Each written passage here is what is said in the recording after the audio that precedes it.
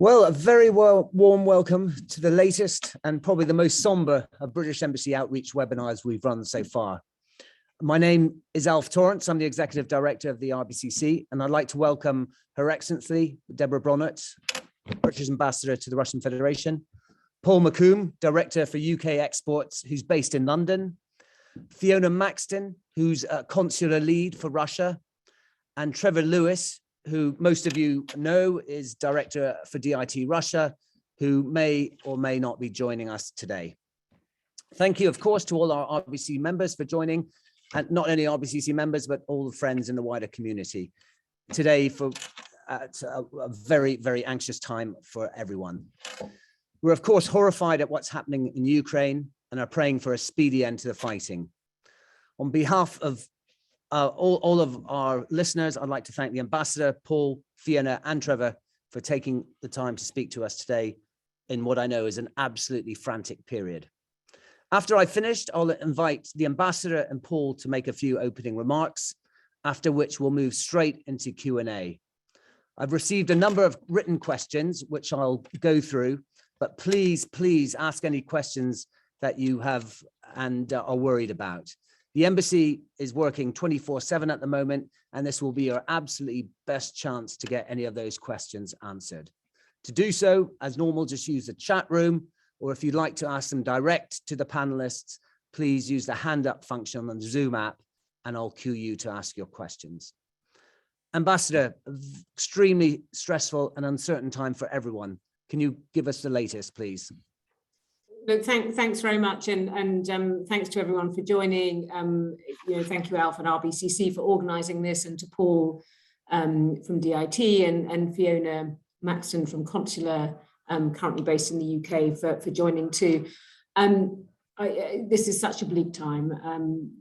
After 2 years of the pandemic, which hit both Russia and Ukraine and the UK incredibly hard, just perhaps when we thought we were through the worst, President Putin has chosen to launch an unprovoked attack on Ukraine, a war of choice.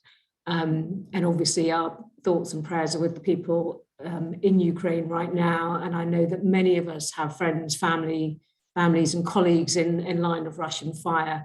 And it's a dreadful situation, and with many dead. And the last time I checked, there's over 600,000 refugees. So just so much suffering. But of course, President Putin's decision has also had severe consequences for Russia, and not just for the young Russian soldiers who are now fighting their neighbours in Ukraine, and the British community here in Russia is also affected by these consequences as the wider world takes the action that we warned President Putin of just a few weeks ago, when he was still denying that he had any intention of attacking Ukraine, and we were being accused by Russian state media of hysteria by raising concern and alarm at the huge buildup of Russian troops around Ukraine's borders. I hope that you and your families are well. I know that some of you have already been separated by some of the very rapidly moving events that we've seen, and the closing of airspace and so on. I hope that it's not too long before you're reunited. And I know, obviously, I know many of you well. Many of you know me and the embassy and other colleagues well, and you've worked closely with Russians in business, culture, academia, sport, and so on. And all of this is affecting us very deeply. I do, though, need to be clear that all of British government cooperation with Russia is now under consideration. And we are looking at all aspects of the work that we are doing here. I'm conscious that there's a lot of uncertainty for expatriates, and for those of you with Russian partners and families, of course, in the embassy, we will do our best to help. It's a fast-moving situation, so like you, we are keeping everything under review and trying to move as quickly as we can. That's why we're having this event today, and obviously we are more than happy to repeat this, because I suspect, I'm afraid, that this terrible situation will be with us for some time to come. We're now, I'll just turn to the consular situation. We're now advising against all travel to Russia, given the situation. We're not advising British nationals to leave, although I would encourage you to sign up for our travel alerts, just so that you can keep in touch with things as the situation changes. I'm very conscious that some embassies, not many, but some embassies have advised their nationals to leave Russia. As I've said, that is not our position. We're still here, our families are still here. But it's, of course, very much a personal choice. And I know of many friends, contacts who are now have chosen to leave or are thinking about leaving. So there are options to leave. Russia's a huge country. So despite all the travel bans and restrictions, there are still commercial ways that you can leave the country. It will vary depending on where you are. I mean, if you're in St. Petersburg, obviously there are several land options nearby. These may also work for those of us in and around Moscow too. There are indirect air options, including through Turkey and some other Middle East destinations. As I say, I appreciate this is all difficult. We're all trying to work out how best we navigate this very fast changing situation. We're all unsettled. We're all very conscious of the real threat to life in Ukraine, and the costs and consequences for our friends, families and colleagues and the people there. But the embassy is here. We are here to do what we can to support the British community in Russia. And we will do our best to stay with you and support you through this difficult time. I know we're going to touch on business today. There's a lot of sanctions that have been introduced very quickly. As I say, we did say we would do this. We, the world, said we would do this, and we are doing it. There's been huge unity across the international community. It's very fast moving. The impact of sanctions will in some cases be immediate, and we saw that with the closure of British airspace to Russian carriers and the response by Russia. Others will take a bit longer to realise. I think Paul is from the Department for International Trade is going to cover some of the details of what the government is doing to support and advise those companies with business interests in Russia. So I won't say any more about that now, but I do want to say again, we are here. We will do our best to support the British community that's here during a really difficult and stressful time, and look forward to answering questions in a few moments. Paul, please, the floor is yours. Thank you, Alf, and thank you, Ambassador. So first of all, colleagues, thank you for inviting me to join this outreach call today. Alf, you did not underestimate how busy many people have been over previous weeks. I thought it would be helpful just to share, first of all, a few atmospherics from where I'm sitting. Remind people, without going into deep detail, but the sheer vast scale of measures that have been taken. And I hasten to add that each day something new might appear. So this is a very fast-moving situation. I'll say a little bit about what we are doing to support businesses, get answers to questions, and also give you a flavour of what is coming our way in terms of those questions. I think, as the Ambassador has said, this is an unprecedented and huge package coordinated with the UK, US, EU, and then others, as you know, Singapore coming on. My sense is the trade sanctions are one thing, but the financial sanctions around that are probably even more profound and may well disrupt and impact areas that are not specifically on the trade sanctions list. So as a package, this is designed very much to have a really powerful impact in terms of the package in total. As I say, this is not the end. And of course, counter sanctions or counter actions from Russia economically will be other features over the coming period. it's absolutely clear to us that businesses are nervous about the situation. The uncertainty is rife. Actually, we're also seeing a sense of some businesses nervous about being seen to do business with Russia at this point in time also. And what I've noticed over the last 3 or 4 days is, particularly in the UK, businesses pivoting to what can we do to help Ukraine, which is quite a sort of interesting and growing groundswell of businesses who actually want to help with practical supplies. And in fact, that in itself will become quite a management undertaking. I mean, in terms of that package of measures, and I'm just going to rattle through a few.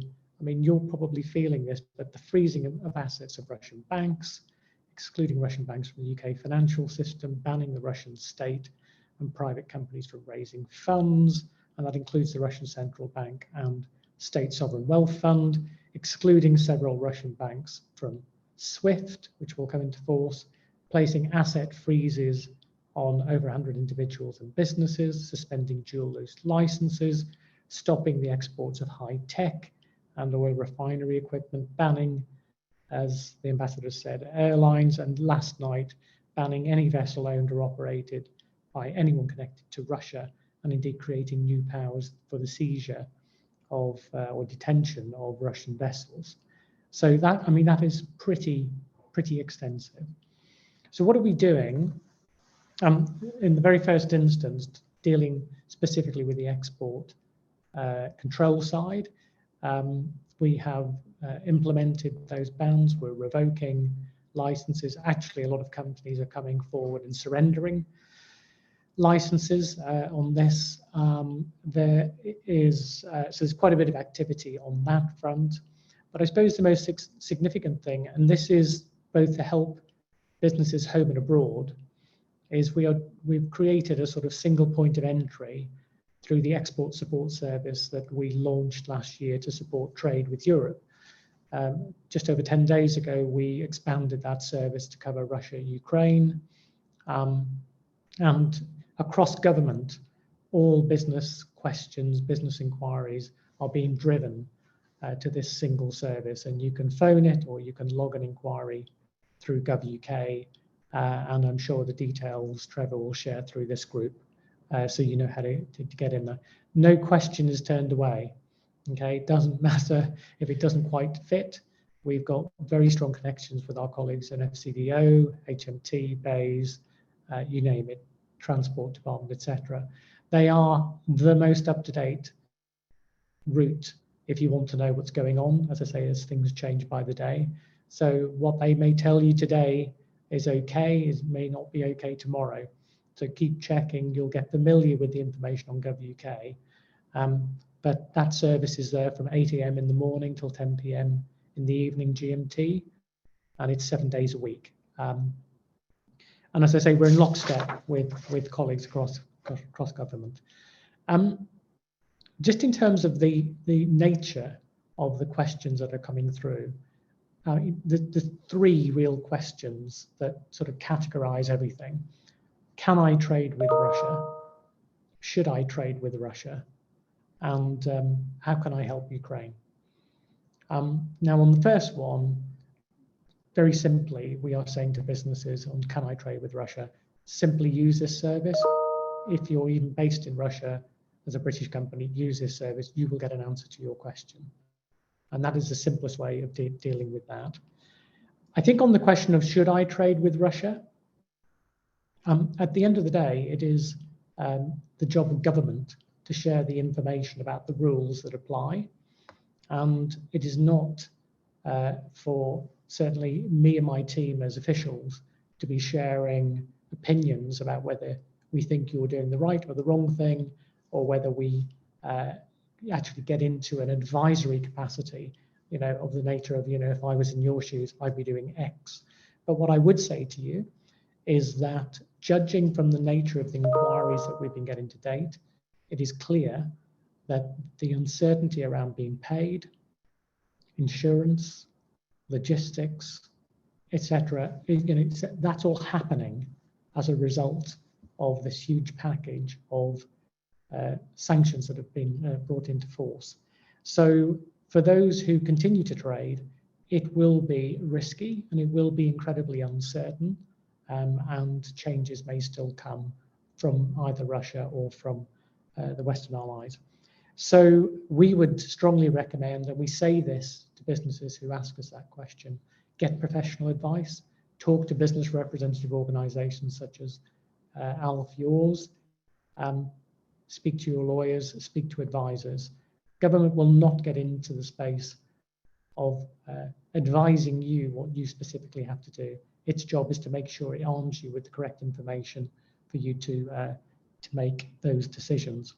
Finally, if I may, on help to Ukraine, we are simply a receiver of those offers through the Export Support Service. So if people do have offers that they wish to make, they can make them through the exact same route.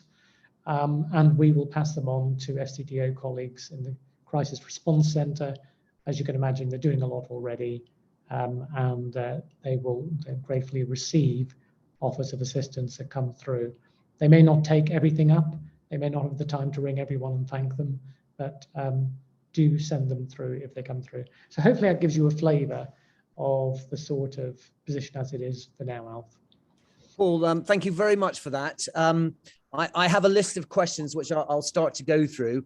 As you won't be surprised that there are many that I will address to Fiona of a consular nature. But before I do that, Paul, can I just ask you a quick question?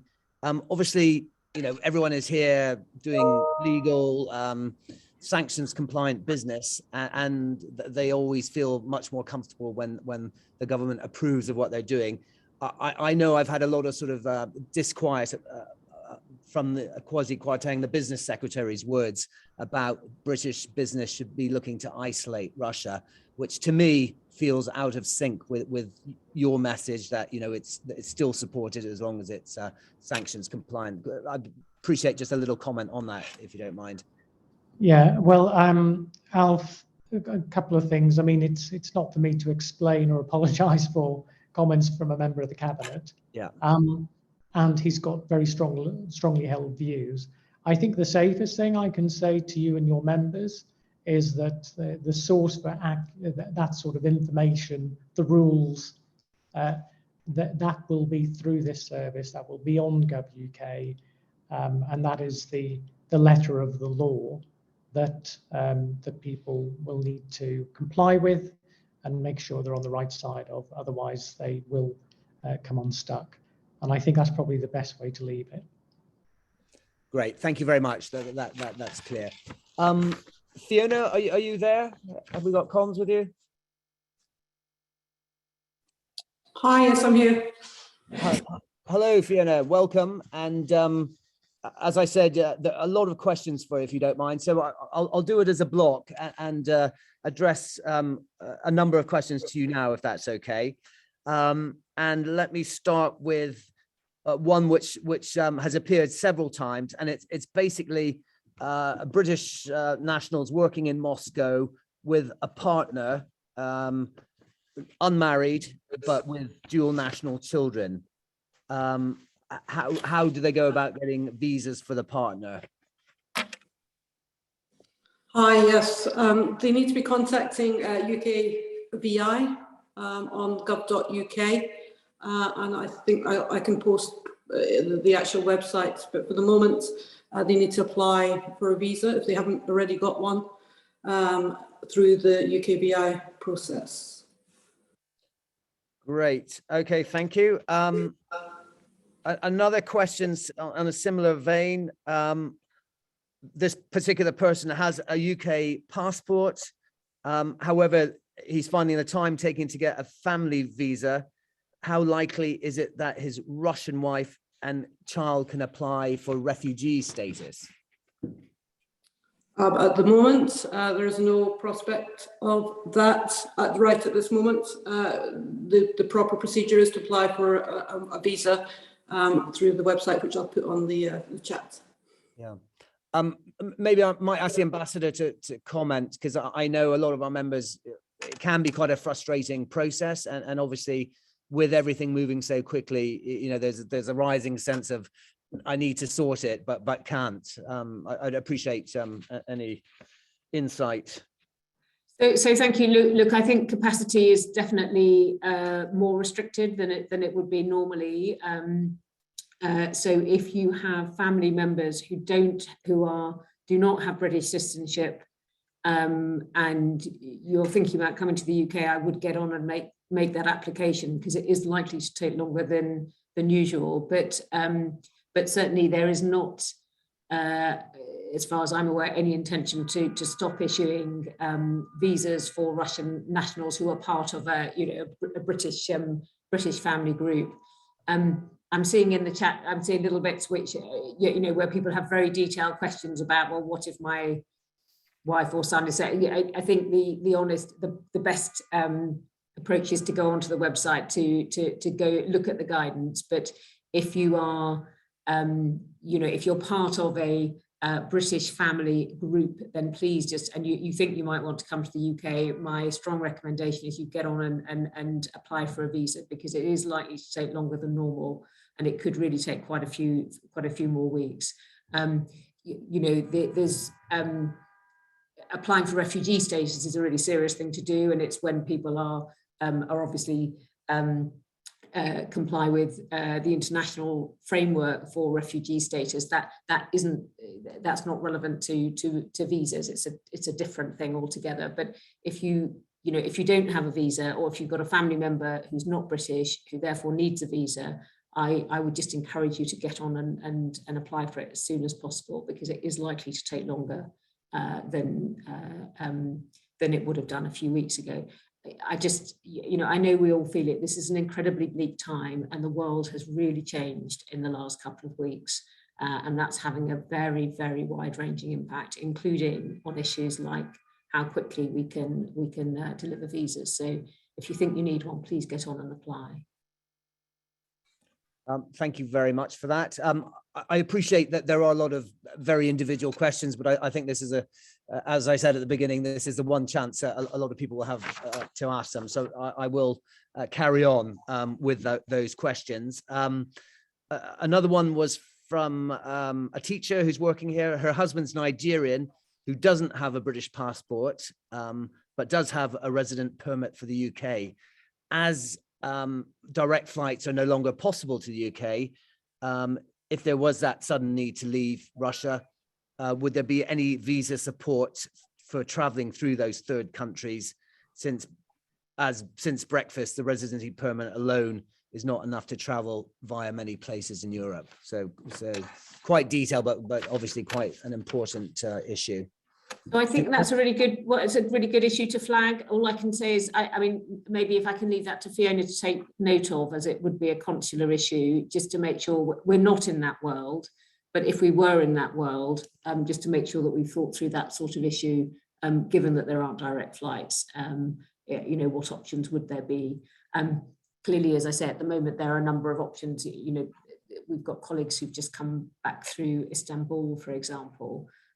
So it might be that there would be options that wouldn't require additional permits and paperwork. But thank you for flagging the issue. I think we'll need to have a look at it. Thank you, Ambassador. Fiona, any comment on that from your end? No, I think the Ambassador answered it admirably. I won't add to that. I think the main thing is to start planning in advance, is don't leave things to the last minute, as it may not be possible to sort things out. It may well be, but if you can do pre-planning, I would advise doing that now. Thanks. Okay. On the unfortunate topic of leaving Russia, we have a question asking, is it true that only Russians and Finns are allowed to travel by train to Helsinki from Moscow, St. Petersburg? If so, do you know the reasons why? And is it possible to travel to Helsinki by bus or coach? So I mean, I can kick off with, as I understand it, the train at the moment is is limited because of the bilateral treaty between Russia and Finland. I think it's just limited, as the questioner states, to Russian nationals and Finnish nationals. We are asking that question, but I gather it is bound by a bilateral treaty. There are a number of other options, certainly through Estonia and Latvia, and there are buses that are available, but Fiona may have the more up-to-date information, but there are definitely buses available if people don't have access to their own vehicles. Yes, again, the ambassador is perfectly right. The train is restricted to Russian and Finnish. However, we have had a report of a British gentleman who did use the bus when he found he couldn't use the train. So although the train is out, there are other ways to get across the border to Finland. Great. Thank you, Fiona. A natural follow-up to that question, which has been posted, is the government petitioning the Finns and Russians on this? I'm not sure we call it petitioning, but I think we and a number of other countries are raising this issue, and whether I wouldn't recommend anyone to go and book their train tickets, to be honest. I think there are buses available which they can use, but we are certainly talking to the Finns about about the future. But I think for the moment I would encourage people, if they want to leave by the land route, to use and they don't have their own private vehicle, to use the coaches that are available. Okay, thank you. A question here is, what would a likely trigger be for the embassy to advise all nationals to leave Russia?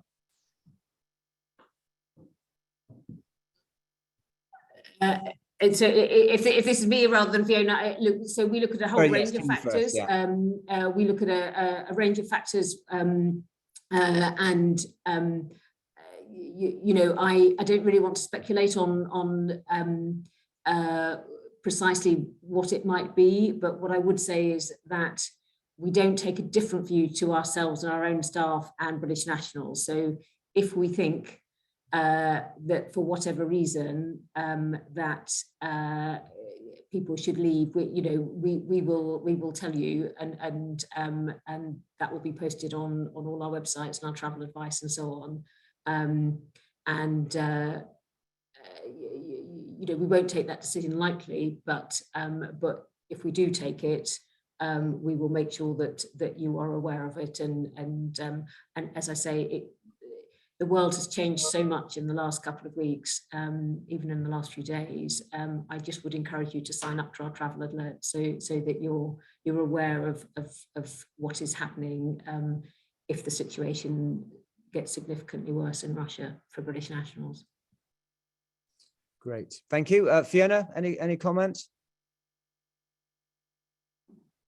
I know, just an advert to do sign up to the travel advice alerts. As soon as the travel advice changes, you'll get an email or a text, depending on how you've registered, telling you that we've changed it. So that will give you the first indication that it has changed. So please do sign up to that, and our Facebook pages and other social media pages, because that'll be the first time to get news out to everybody of any changes. Yeah, thank you. Yeah, and of course, it's not just British citizens who are worried about the situation. A question from London, really, and the question is, what consequences would potential termination of UK-Russian diplomatic relations have on Russian citizens currently in the UK? Obviously, there's a lot of students and workers there. How would you see that developing? I don't really want to speculate on that. We have no plans no intention of doing that, no plans to do that, but of course it's not just in our hands. I don't want to speculate about where this might lead. Okay, thank you. Back to the detailed consular issues. Another question here, if I may. Sorry, I've just dropped it here. What in the case of evacuation, would there be extra support for for partners of British nationals getting emergency papers, I suppose, exit papers. Fiona, perhaps ask you first.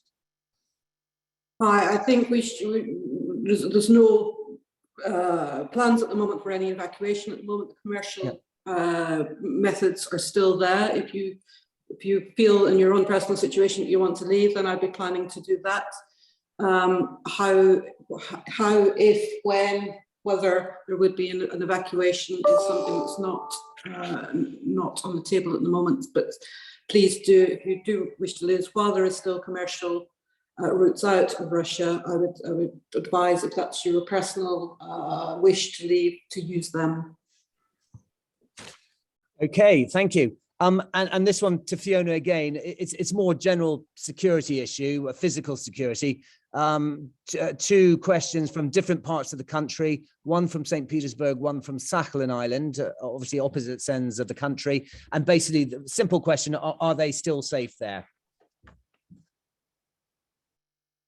Fiona, and that's really just sort of your what the consular advice is at the moment. Yeah, I mean, I will bow to, as I'm not actually able to be in Russia at the moment. I'll bow to the ambassador to fill in on this, but my understanding is that yes, there's been no reports of any British citizens being in danger at the moment. Our only advice really is to make sure that you do stay away from protests and demonstrations where there is heavy police presence, and you do run the risk of detention if picked up by the police. So yes, all the normal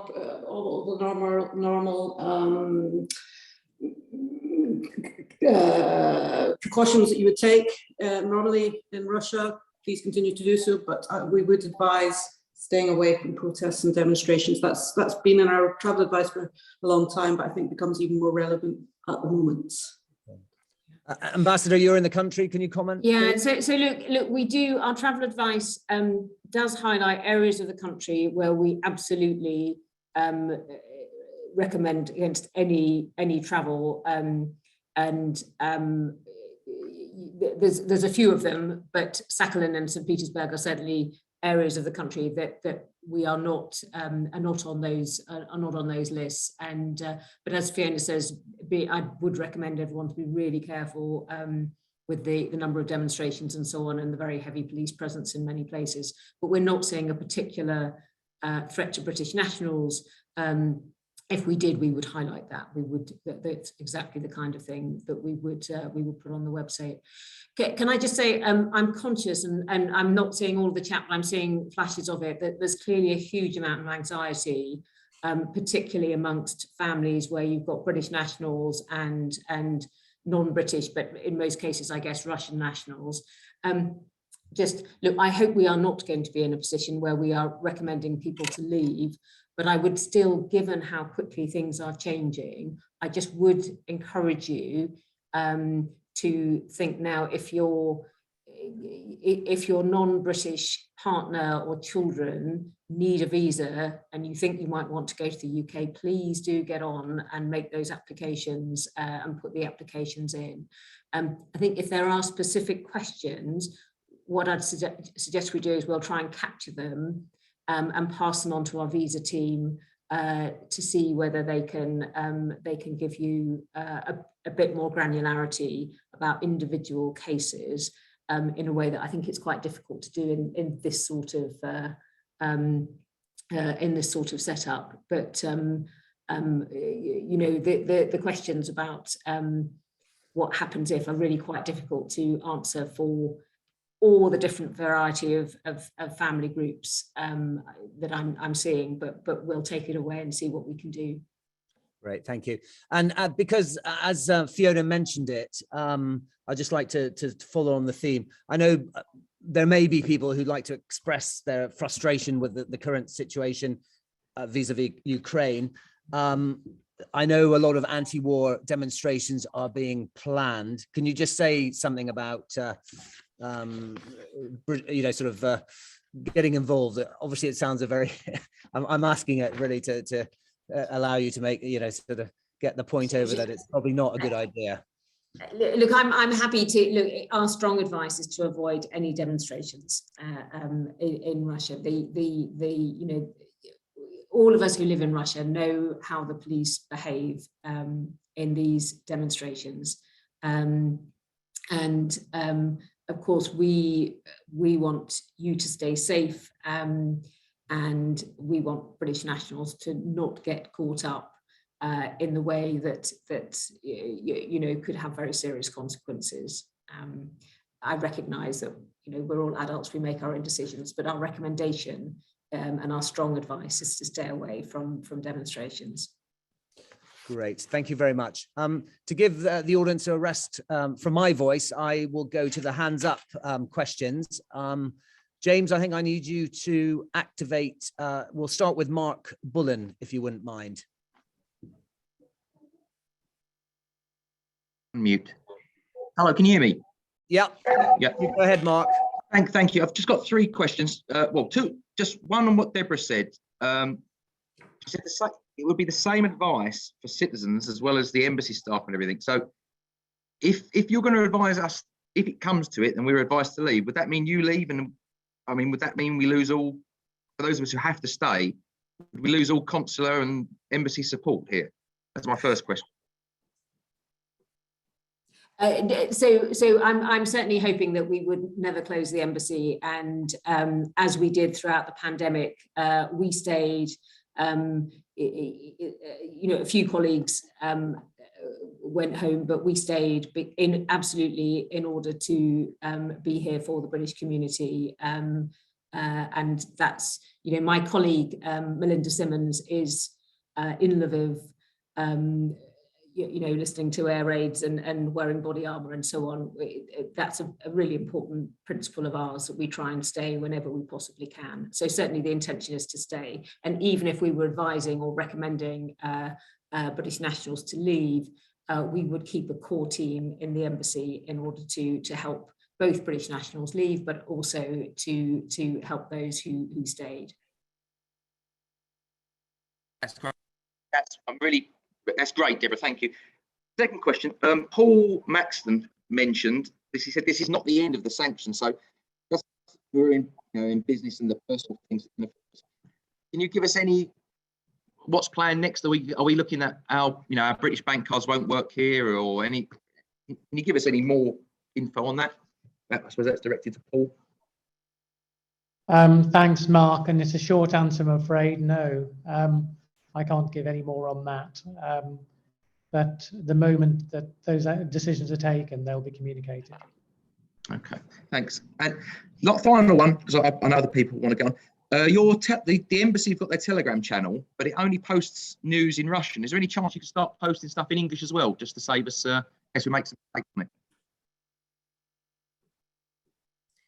Ambassador, maybe? So we have, Mark, we have quite a lot of social media channels, and we do a mixture of English and Russian. I think Telegram is one that we also do quite a lot of audience research, and you may be, I think our understanding is that British nationals aren't using Telegram so much for information about us. They use our website and other sources. I'll ask the team, but I think we also have capacity constraints in terms of, what we can and can't do. And I think Telegram is one of the ways we tend to talk to Russian. So we don't put consular information on Telegram. We put consular information on Twitter, on Facebook, on the website, on the social media that British nationals tend to use, rather than the social media that is more used by Russian nationals. But I will ask the question, because I know these things do change over time. Great. Thank you very much, Ambassador. Mark, is that it? That's all from me. Thank you. Thank you very much. Appreciate that. Thank you. James, can you cue the next hands up participant, please?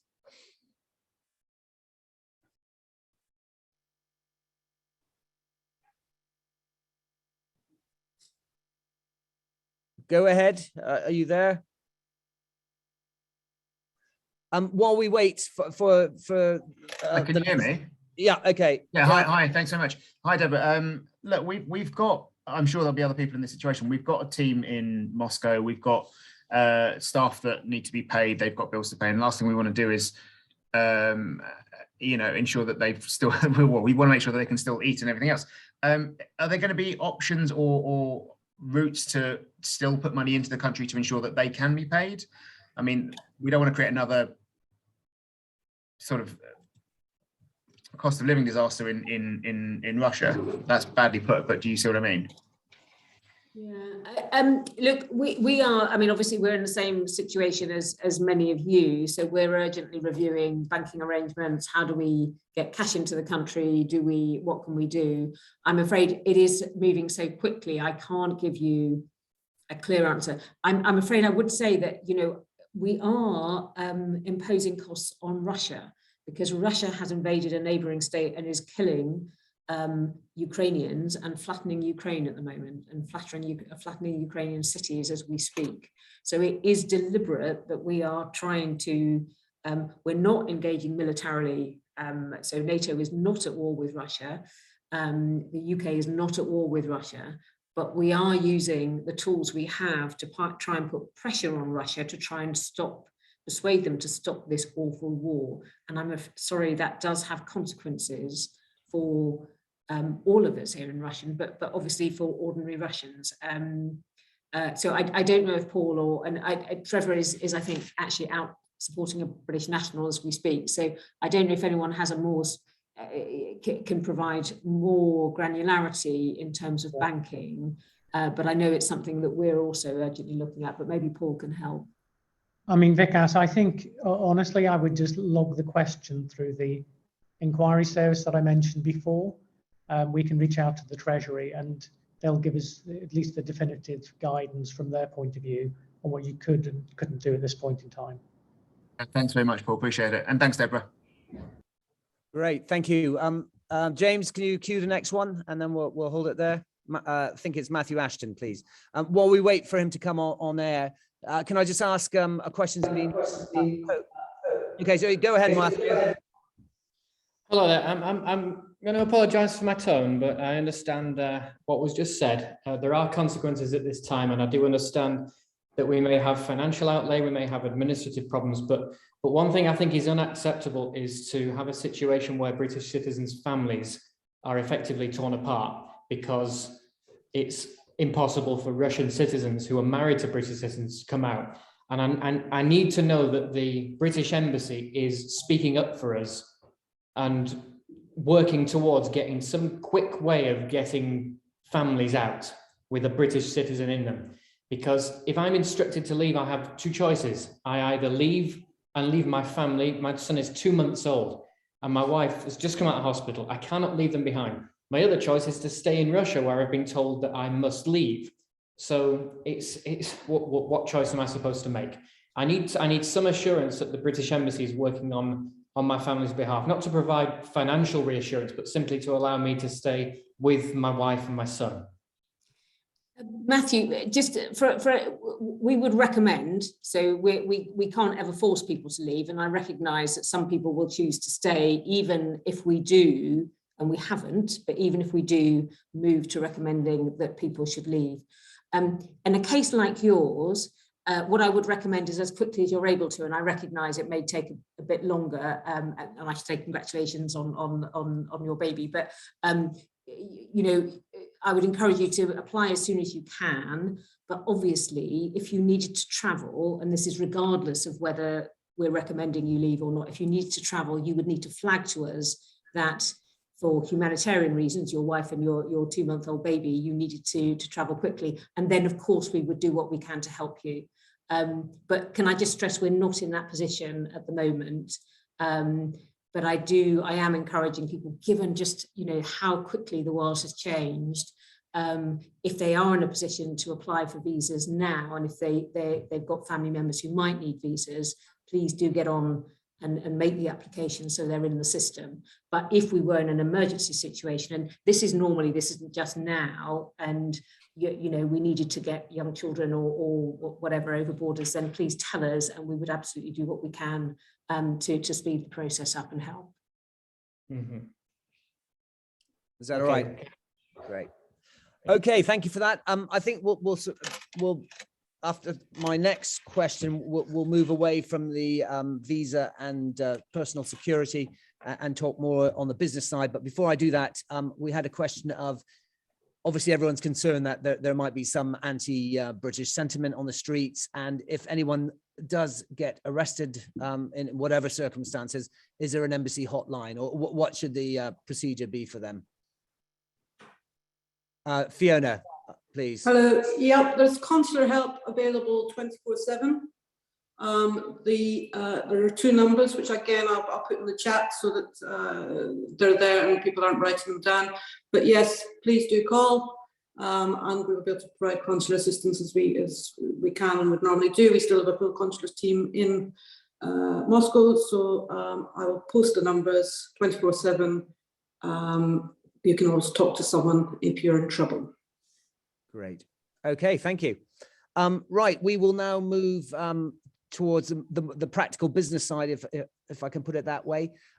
Firstly, I will ask, is there a likelihood that the Russian government might freeze the assets of British citizens here in response to the sanctions in the UK? I suppose Paul and then Ambassador. Thanks, Alf. I mean, first of all, it's the simplest thing to say is we anticipate there will be an economic response, the detail of which we don't know at this point. Obviously, you can see the actions that have been taken by the Western allies. You can imagine some tit for tat on some of that. You probably also, for those of you who follow, heard President Biden last night talk about more to come. I think you can tell by the battle rhythm of sanctions coming out of London, they are coming out daily in some cases. So no, I can't answer specifics, but this is going to be beyond rocky, is my sense. Right. Ambassador, would you like to comment? Or? I think I agree with Paul. It's the Russians have said they said to me earlier this week that they would take action against us, but they haven't said what it would be. Right. Okay. Next question is you may or may not know the answer. If British citizens own real estate in Moscow, do you know whether that's been frozen? Can they sell it? Do you know how they stand in that respect? Or Paul. I was going to say, I'm unaware any actions have been taken by the Russian authorities at this stage. So, yeah. Okay, Ambassador, no. So I'm aware that there has been action to try and prevent foreign nationals selling assets in Russia and taking the money out. But I don't think I've seen anything that specific about real estate. Right. Okay, thank you. And then one for Paul, I suppose. When will the SWIFT restrictions come into full effect? I haven't got the precise date on that, Alf. The announcements have been made, and what I again would suggest people do is follow the links that are provided. That will give you the detail if you want to pursue more clarity on how to make that put in.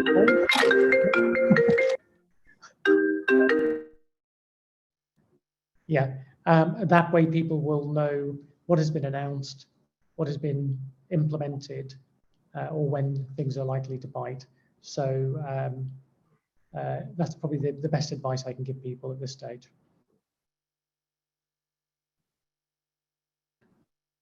I think you're on mute. Great. Yeah. Thank you very much, Paul. James, can we queue? We had another question from, I think it was Sam down there. He had a hand up. Yep. Thanks. Yeah, there we go. Oh, hello. Hope you can hear me. Thanks. Yep. Go ahead, Sam. Thank you. Just a practical question. I asked a question about a very specific visa question for my wife, but and you said you'd get back to us. How will that work? And should we provide our email addresses? Yes, what we will do after this is we will go through all the questions and see which ones we feel have been answered. You may not agree with that, but if you don't, you can always email us a follow-up, and then we will put them to the embassy with your contact details if you're happy with that. And we'll make sure that all the questions that have been asked today get answered, because I appreciate we won't have time to go through them all. That's perfect. Thank you. Great. Okay. Some more practical questions.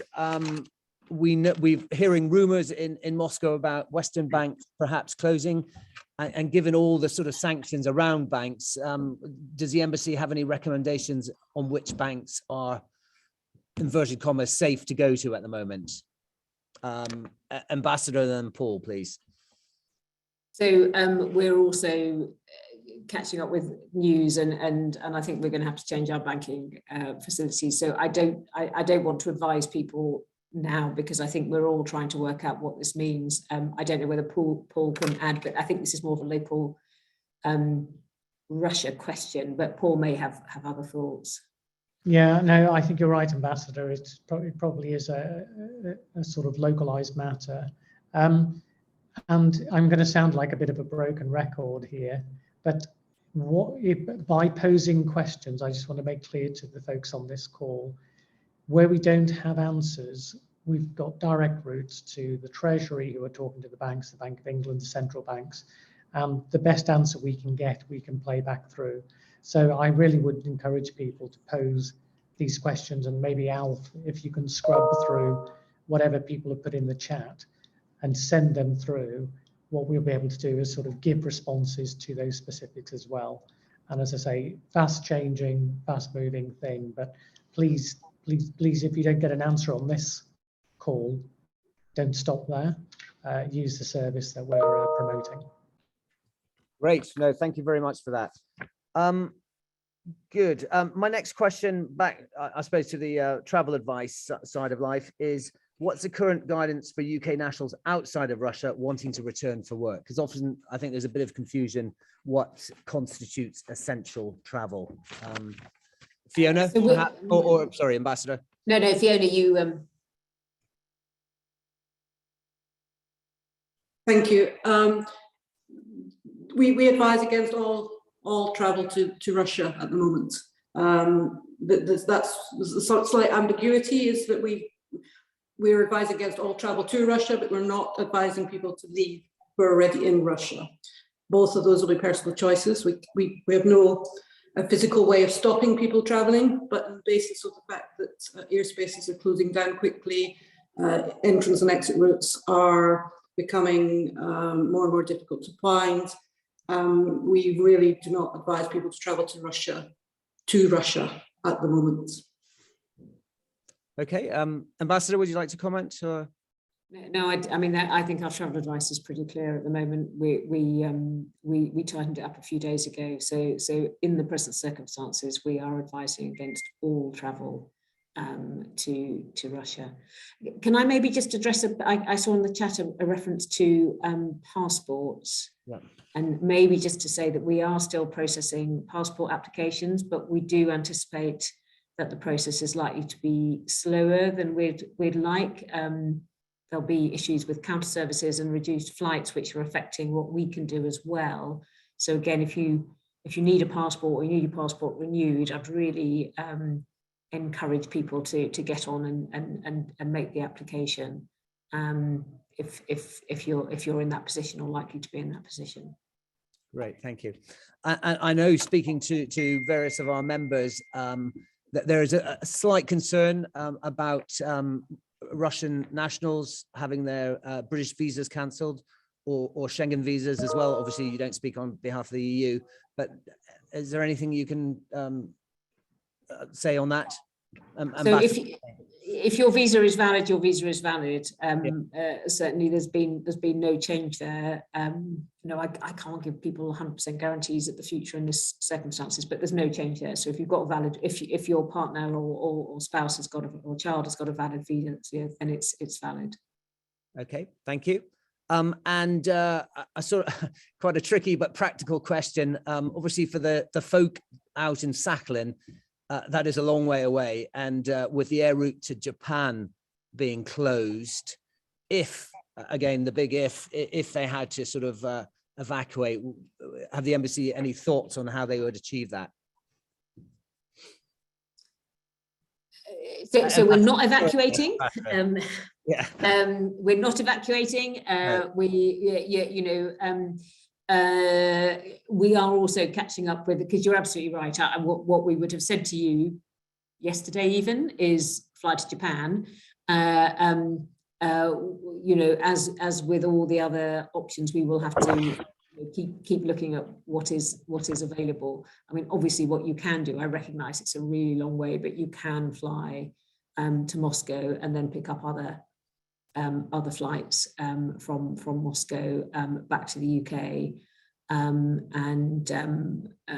or you can also you can get to St. Petersburg, but I recognise that that's a big trek and certainly a lot further than what was available just a day or so ago. Okay, thank you. I'm afraid we're coming to the end of our session. I'll ask one more question, but I just, as I said before, we will go through all the questions and we will put them to the embassy with contact details. Also, if you want to reinforce your particular question, please write to us and we'll make sure it gets answered. But the final question, which is for Paul, and that's, any updates on the £50,000 limit on Russian national deposits in UK banks? And if I have a British, if the person in question is dual national, earns his money in London, pays his taxes there, how does that affect him? I'm afraid, Alf, I'm going to have to invite that one to come in offline. Yeah. Pretty specific stuff, and I'd rather get word perfect on this rather than have a go on this call. Great. Okay. I'm afraid, everyone, ladies and gentlemen, that's all the time we have for today. I'd like to thank the ambassador, Paul and Fiona, for giving up their time to answer all these questions. If I may, I'll be back in contact with your team to set up another one and probably in a much shorter timeline than we traditionally do them, because you'll appreciate how much anxiety is out there. Also, I'd like to remind everyone that obviously you can find this information on the FCDO website, but you can also find the links on our website. And I've also emailed out the UK sanction guidelines to all our members. If you're not a member and would like an email with the link, please let me know and we'll email that to you. That's all I have. So thank you all very much. Have a good rest of the day. Stay safe and speak to you soon. Thank you very much. Bye-bye. Thank you. Thanks, Alf. Take care, everyone. Bye-bye.